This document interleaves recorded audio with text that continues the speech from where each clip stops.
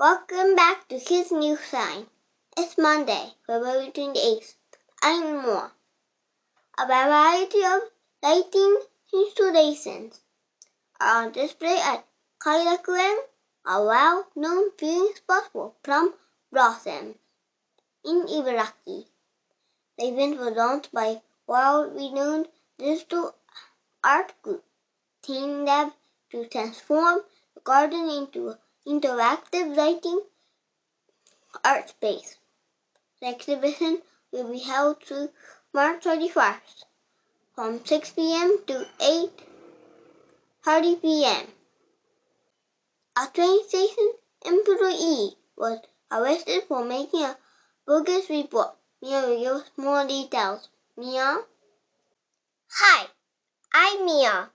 Police have arrested a 32-year-old train station employee who claimed he was injured by a knife-wielding man for making a bogus report.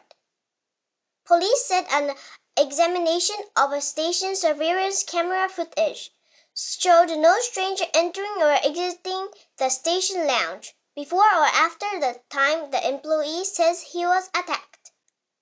After further questioning, the employee admitted that he had fabricated the story. Noah? Thank you, Mia. That is Kids News Line for this Monday. I'm Noah. Have a good evening.